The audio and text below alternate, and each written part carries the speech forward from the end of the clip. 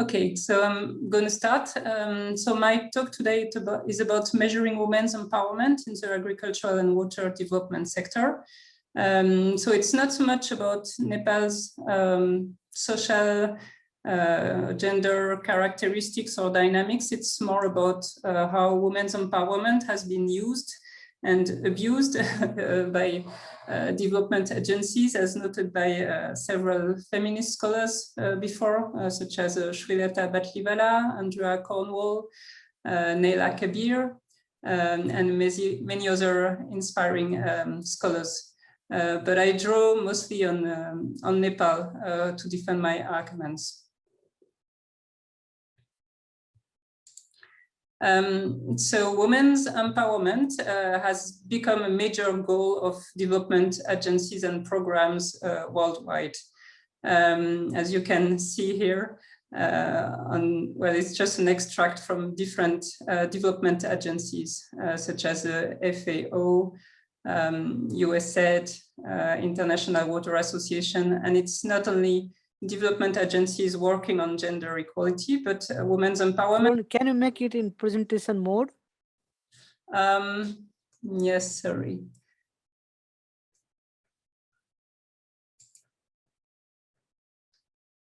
Right. Is it fine now? Yeah. Okay. Yeah. Okay, great. Yeah.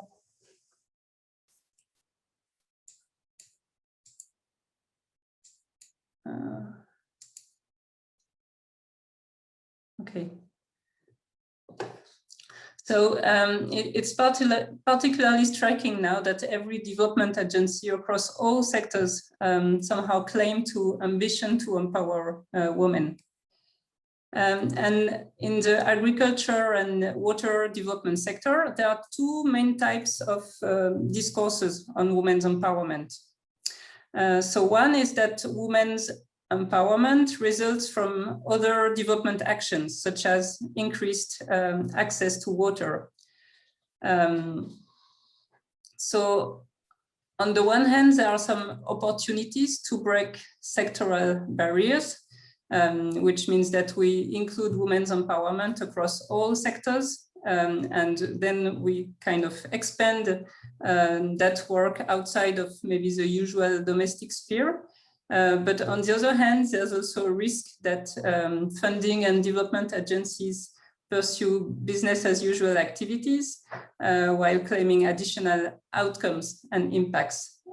So for example, earlier enhanced access to water was to improve livelihoods and reduce poverty. And now, in addition, development agency might, well, just add on the paper that it also supports women's empowerment, for instance. Another dominant discourse in the development sector is that women's empowerment is not just a goal in itself, but it's a means to achieve other development objectives. So, for example, to achieve food security. So here, women's empowerment is just a tool. And this is seen by many feminists as something problematic. So I will explore in this presentation how these development objectives related to women's empowerment get translated on the ground, and also how do we measure this. Okay, so first, a little bit of background about empowerment. So as you may know, power is a very contested concept in social science in general, and there are many different ways to define power, to conceptualize or categorize power. But here I draw mostly from feminist perspective, which has looked at processes of empowerment. So mostly, well, early definitions of empowerment and power looked at power over. So power was defined as a set of relations of domination. And it was kind of assumed that, well, if, for example, women gained power, then men would lose power. It was a kind of zero-sum game. But then quite quickly, feminists largely challenge this, this conceptualization of power as a good which is distributed, but rather they conceptualize power as something more fluid and dynamic exercise across relations, discourses, and everyday practices. And so there was a power too, which is seen as constitutive and transformative. So it's different from power over, because power over is largely about domination and control. And power too is more something that is transformative, that is more constructive. And here Kabir's definition of empowerment as the ability to make choices was very influential in the development sector. Kabir envisioned an empowerment process from resources to agency and then to achievements. But Kabir, she made clear that agency was not just observable action. She said that agency actually included also the meaning that was given to agency. Not just action, but also what is the motivation for this action, and what does it mean? Why is it important? So for many feminists, the power within also constitutes a kind of preliminary step towards empowerment. So first, one needs to understand the relations and the structures of oppression. So it's quite close to the concept of critical consciousness that was developed by Freire as part of his work on popular education and critical pedagogy. So it's really the capacity to realize the social, economic, and political structure, and also the capacity to transform this structure. And Freire, for Freire, really the dialogue is something very central to transformation towards a more egalitarian society. And he puts a lot of emphasis on social relations, which then leads us to the power with, which is a power as a collective action, and about not individuals just gaining power in isolation from each other, but really about collectively challenging dominant structures and gender hierarchies. So I just added here the definition that I will use here and that I have used in most of my work. I like it because I think that it cuts across all the different domains of power that I just presented: power over, power to, power with, and power within.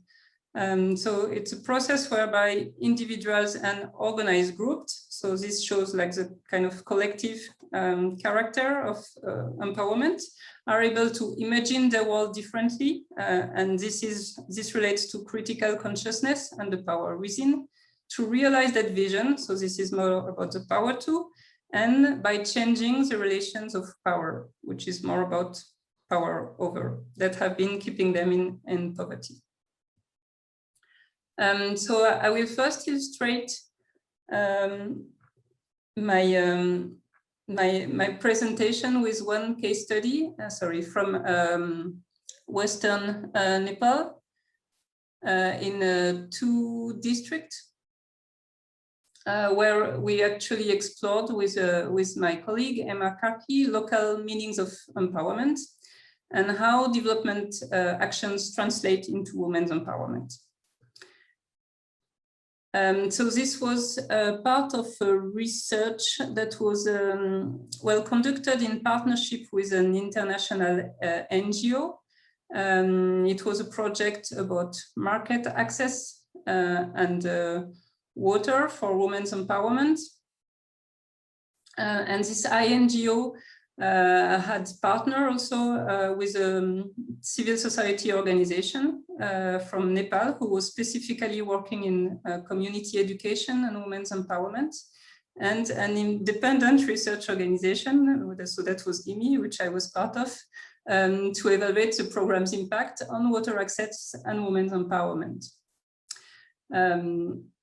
so, I mean, it was kind of looking great, I would say, on the paper. Like the approach that was actually adopted by this INGO was, I mean, kind of, well, kind of looking good. So what was a development project about? So it was mostly about improved access to water, primarily for domestic water, and secondly, if there was surplus water for irrigation. And for this, they were constructing what they called multiple use water systems, so which consisted of a tie jar to store water, or sometimes it was a storage tank. And then so the jar or the tank was fed by a spring. And then the water that was stored here was distributed either to individual taps for each household for domestic water, and also to common taps through a pipe system. And these common taps were mostly for irrigation.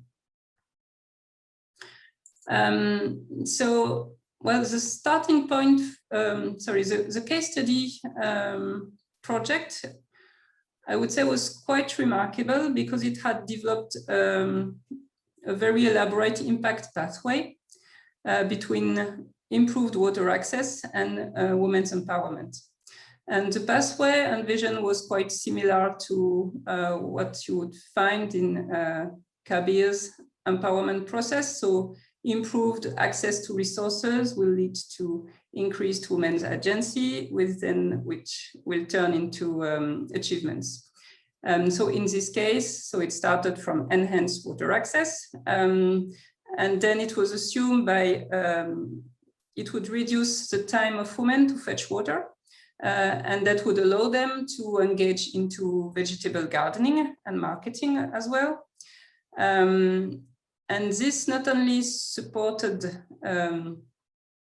well, leadership skills, because they were also involved in leadership grassroots organizations, such as marketing organizations, but also there were literacy classes to increase their leadership skills, and that was supposed to lead to social empowerment.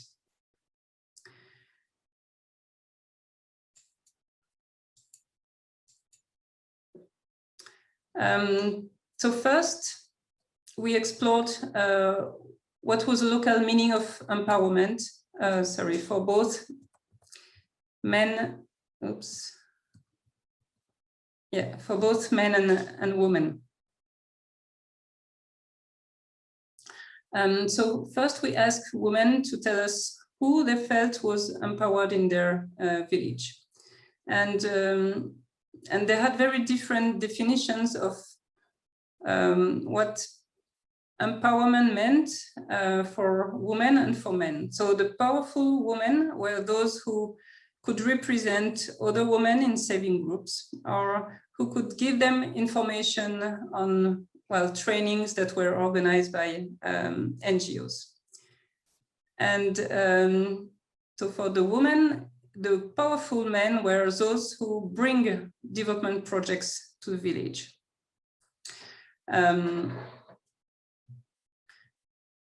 So, I mean, what this shows is that the definition of empowerment, well, was not so much related to wealth, for example, or to political power. I mean, it was somehow linked a bit to political power, but it was really centered around people's relationships with development projects.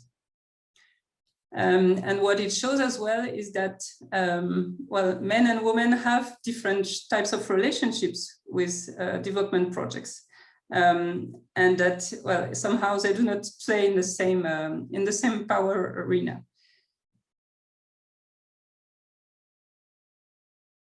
So then we examined some of these causal linkages in this impact pathway. So, for example, how do we go from vegetable gardening and marketing to economic empowerment? Or what is the linkage between leadership in grassroots organization, social empowerment, and similarly from literacy classes to leadership in grassroots organizations? So vegetable gardening was usually falling in the women's domain, like traditional domain. And in the two villages, it was mostly women, or only women almost, who were going to the market to sell vegetables. And for this, they had to carry the doko, their basket, on their back. And for example, for the women in Doti, it was like a 2 hours walk to go there. And this was clearly seen as a woman's job. And it was not particularly seen as empowering in the village, because clearly men, they didn't want to go and they didn't want to carry the doko. And as one woman noted, she was saying, well, I sold the tomatoes in the market in Siknagar. My husband went to sell just once. He feels shy to carry tomatoes in doko to the market. And he wants to go only when there is a vehicle. I carried tomatoes in doko and walked.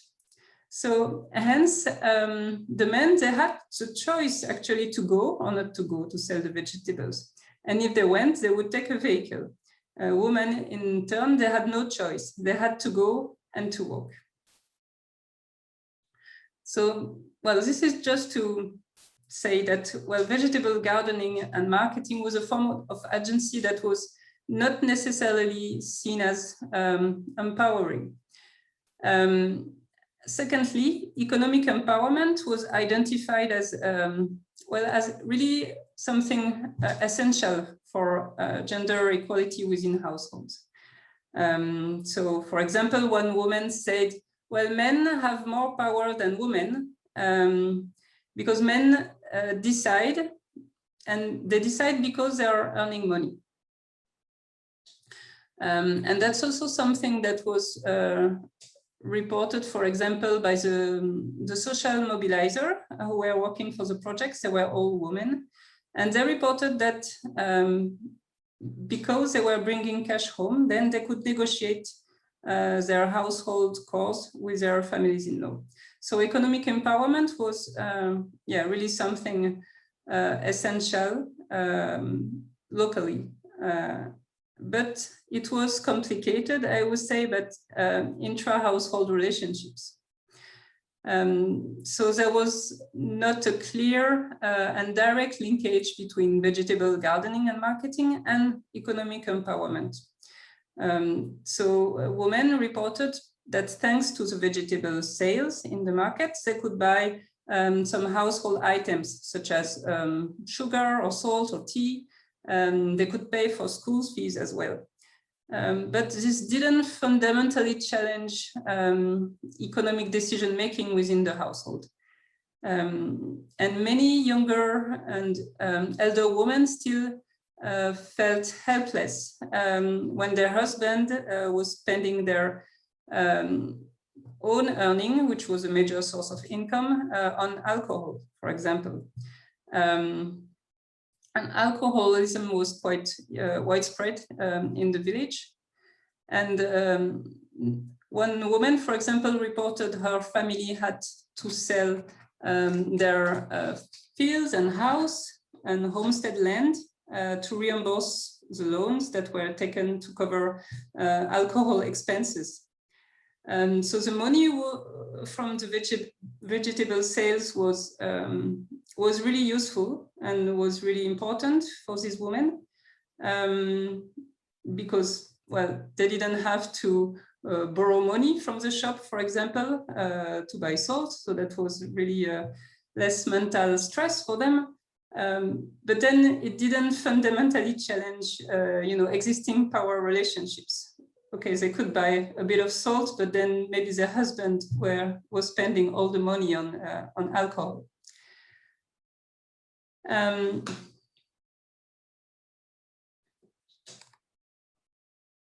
So coming back to the local definitions of empowerment, which was mostly about people's relationship with development projects, the research also revealed that the project didn't fundamentally change men's and women's relationship with development projects. So, well, we know that knowledge is power, and men and women didn't have the same level of knowledge about the development projects. And they also didn't receive the same level of knowledge from the project. So for example, so MOOS is a multiple use water system. So women who were using the newly built water system were consulted to choose the location of the taps. They were trained on horticulture, and they also received the literacy classes. And the men, they were trained as the system caretakers. They received the technical training for system maintenance. The women we met didn't remember the name of the INGO who built the system. Well, you say maybe it's not very important, but still it's quite revealing, I would say, of what kind of relationships they had with the project, where all the men knew the name. And lastly, the women didn't remember the names of the persons who were sitting on the executive committee. Well, it was a newly built system, and the executive committee was still relatively fresh. But men, they had the list with them. So again, that shows some discrepancy between men and women. So the kind of knowledge that women were provided by the project, such as the literacy classes, that was something that was, I think, considered non-threatening and non-transformative. And for example, men and women both remembered there were earlier literacy classes organized by another project in the village. And they said that it was open to both men and women at that time, but they said that only women attended because the men, again, felt shy to sit with women. Because it was seen as something, going along with feminine traits. And well, yeah, and it was not the kind of knowledge that men would find useful and empowering, I would say. So it's not to say that general education and basic literacy classes are not important for empowerment. It's not what I want to say. But what I want to say is that it's also important to consider other types of knowledge, such as knowledge related to the development interventions. So the key points from this first case study was that intra-household relationships matter. And in development projects, for example, about water and agriculture, there is a tendency to think that, well, okay, we focus on, empowering women in agriculture, but then it's separate from the domestic spheres. But what we saw is that it actually matters, and we need to move just beyond exclusively targeting women. We really need to support and facilitate some critical discussions about women's relationships with men, about gender norms within the domestic sphere as well. And here I want to acknowledge one training that was developed by my colleague Stephanie Leder and Deepika Das, who is available online, and which is really about how to trigger critical discussions between men and women in a community about gender norms. So the second key point to take away is that increase in agency alone that does not necessarily reflect empowerment. So women might gain agency, but they might not feel more empowered. So that was the case, for example, for selling vegetables, which was not seen necessarily as something very empowering, because it was already falling into women's traditional domain of cultivating vegetables. So it's important to first understand local meanings of empowerment, and also what are the values that are attached to different forms of agency. Is it considered as, as transformative, or is it just considered as, the type of agency that women should have? which doesn't challenge too much existing power structures. And the third point is, well, the development projects actually need to kind of include themselves in this empowerment process. They are not outside of it. And I think they need to critically reflect on the forms of gendered power relationships that are created by the project through, like, with whom is the project interacting, what kind of knowledge is provided to whom, and so on. Okay, so that was the first part of my presentation. And then, so this fieldwork also led us to think about actually how do we measure empowerment. So mostly in the development sector, empowerment measurements have focused on the power to and agency. And one of the tools that we looked at in this research is the Women's Empowerment into Agriculture Index. It was quite a recent tool at the time when we started looking at it. It had been developed by IFPRI and OPHI. It was specifically developed for monitoring and evaluation for the USAID Feed the Future initiative. And it's a tool which draws on Kabir's empowerment framework. So it measures different domains of empowerment, about resources, about agency, and achievements. And so the question we asked ourselves was, how well does this tool capture empowerment in the perspective of local men and women? And there are a few references of publication below with my colleagues.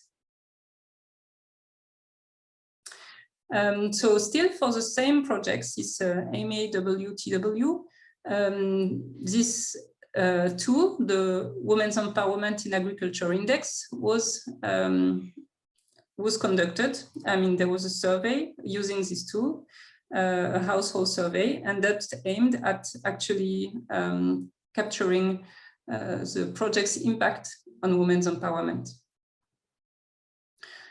So it was really a great opportunity because we had both qualitative fieldwork and this quantitative data about women's empowerment. So it was a great opportunity to look at how well this WAI captured what we saw in our qualitative data. And also what we did was that we explored the critical consciousness, so the power within, or the meaning given to agency in this WAI. So this is kind of missing in the WAI, and we added a set of questions. We actually developed a critical consciousness index based on the literature. So we provided 6 statements, and we asked people whether they strongly agree, strongly disagree. So that was a kind of 5-point Likert scale to each of these statements. And then we built a kind of single index that was then used to look at empowerment in the survey. So just a bit of information about the quantitative data. So that was collected in 2 districts of Province 7, Kailali and Dadeldura. It was part of the baseline survey of the project. So that was about 200 households. So the questionnaire was this WAI, to which we added the critical consciousness. And there was also a kind of household survey about more general household characteristics. And the qualitative data is, well, actually just the research that I presented earlier. So from these 2 villages in Kailali and Doti districts. And we used some of the qualitative data to interpret the results of the survey. So well, this work, like the quantitative data analysis, was conducted by my colleague, Corey O'Hara. So he used OLS ordinary least square regression model to look at the relationship between different determinants of empowerment, which we had both identified in the literature and in our qualitative fieldwork. So we looked at the relationship of these determinants with the WEAI. The WEAI is empowerment. Sorry.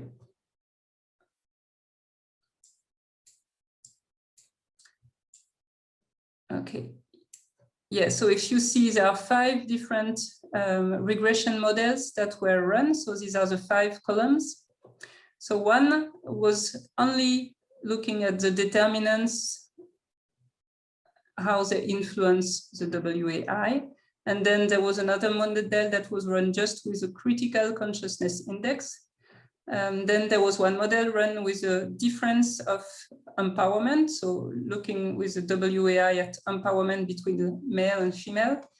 And then another one at the difference of critical consciousness between male and female. And then there was a combined index of WAI with critical consciousness. So in the first model about WAI, it was significantly correlated with education, wealth. So wealth was far more significantly predictive of empowerment, and also with marginalized ethnic groups. And it was also significantly correlated with a critical consciousness index. And you can see that for the critical consciousness index, this was correlated with different factors. So the critical consciousness index was mostly related with intra-household composition. For example, whether the man and woman interviewed was living, whether the woman's interviewed, was living with her husband's parents, and also whether her husband had migrated. Whether there was a male in the household who had migrated.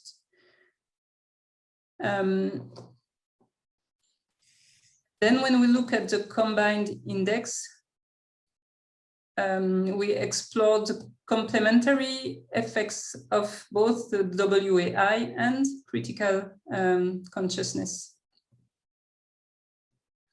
And we can see that, that WAI and critical consciousness capture different facets of empowerment, and that there might be value actually in using both in this combined index, because you see that it captures both education, wealth, but also the household composition, which we expected to be important in influencing women's empowerment in the region.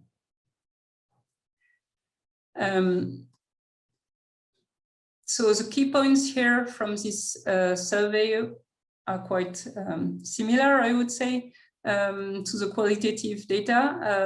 It showed that intra-household relationships matter. And critical consciousness index actually better capture intra-household relationships. So we feel that it might capture better than the WAI local meanings of empowerment, but that there is value in combining both. And what it showed is that we might actually need more research to, to capture these intra-household relationships in measurements of empowerment. And just I wanted to say that this WAI was later on adapted.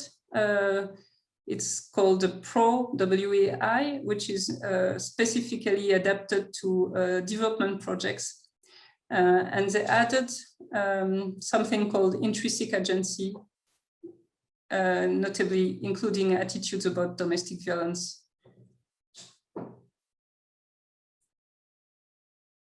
So that reflects somehow the power within and the critical consciousness I was talking about. Okay, so just one last piece of work that I want to present, which kind of builds on this, this work on critical consciousness. So with my colleagues, Marie-Charlotte Buisson and Stéphanie Leder, we decided to kind of further explore critical consciousness. Because we thought there was one step missing in the empowerment process. So we thought that sometimes, well, you can be aware of existing inequalities. So you can have some critical consciousness, power within, but you're not necessarily willing to make changes and to act. So that's the power too. Because sometimes, well, these kind of actions might seem just out of reach. Or sometimes there are just no other alternatives. And also, well, sometimes not acting or not exercising agency, that can also be a choice, actually. So we thought it was interesting to explore this will to change, what we call the will to change, which is a kind of link between power within and power to. And it has relatively been under theorized and under researched. Okay, so well, we came across just a couple of publications where they were talking about this will to change. So there was a rather old one from Shams and Wieringa, which defines the motivation to change as, well, it's not really a definition, but it's just states that it's related to subjectivities, personal histories, and the cost and risk of transformation. And we just, well, looked at two questions in this piece of research, which was, well, how does critical consciousness influence the will to change?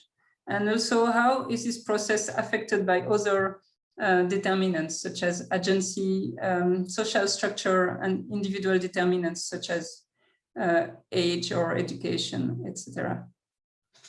Okay, so the will to change, what we did was that in another survey for another project, we used also this WAI, but it was again another version. It was not the pro WAI, but it was an abbreviated one, because the initial one we used for the MAW-TW was actually very long. I mean, it was like a 2 hours questionnaire. So there were some efforts from IFPRI to actually try to cut it a little bit. So as you see, there are some indicators from different domains that were taken out of this abbreviated, in this abbreviated WAI. And what we did is what for each domain, we ask, sorry, we don't really see well the slide. We ask whether they were willing. So for example, there was a question in the production domain about how much input do you have in productive decisions? And then we ask, but are you willing to have more inputs in agricultural decisions? And similarly for the resource domain, about access to resource, we ask, well, are you willing to have better access? And etc., etc. So similarly for the leadership domain and the time allocation domain. So for this research, we relied on a larger survey, which was conducted in 6 districts. So that was part of the impact evaluation of another project called Anukulan, which was a bit similar to the MAW-TW. I mean, this similar interventions, but more about building climate resilience. So it was around 600 households, and that was a survey conducted both for baseline and endline. So there was this empowerment WAI questionnaire, the critical consciousness, and these added questions about the will to change. And then my colleague Stéphanie Leder conducted some qualitative data, which we also used to interpret quantitative survey results. Okay, so I will just jump to the findings of that research, which is not yet published. So first, what we aimed at was trying to better understand empowerment processes. So what we found was that agency and critical consciousness correlated with the will to change. So there was a kind of virtuous circle, or vicious circle as well, which means that if women had more agency and more critical consciousness, then they were more willing to further make changes in their lives. But on the other hand, if they had low agency and low critical consciousness, then they were less willing to make changes and to gain more agency. The second finding is that what was commonly defined in the WAI as a high level of empowerment was not necessarily perceived as something desirable for women. So that was specifically the case for women with a migrated husband. For many of them, they found that increased agency because they had more decision-making power since their husband was away. But this increased agency was not seen really as empowering. It was more seen by many of them as a source of additional mental stress. And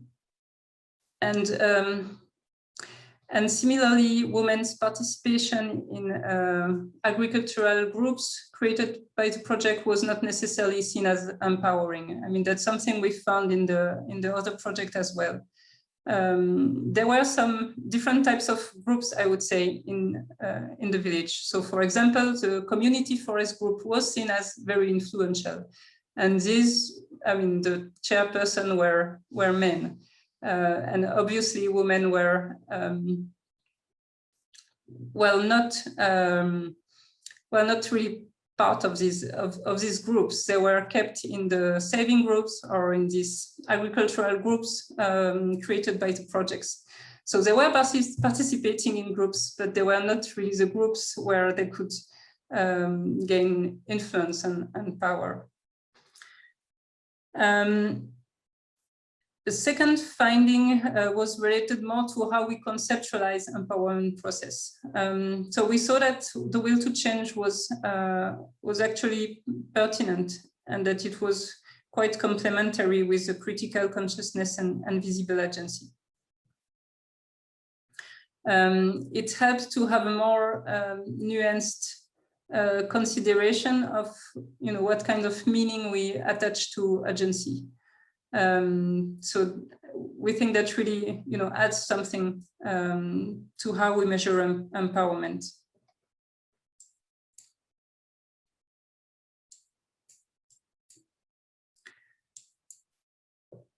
Okay, so just to finish the key points, maybe to take away from these three different case studies and surveys. One was that, well, current development interventions focus largely on increasing women's agency, but it's as important to promote critical consciousness and to create spaces to collectively discuss between men and women, so not just targeting women, but really also engage with men and discuss intra-household relationships, social norms and practices. So question what is assumed as something natural and normal. And that also, well, it's difficult in the current development structure, but designing programs that are not only measurable, but also transformative. And implication for research, well, definitely we think there's more research to be done on how to measure critical consciousness and how to better assess the local meanings of of women's empowerment, so that we can enrich the way that we measure and understand women's empowerment. And yeah, and I finished. Thank you very much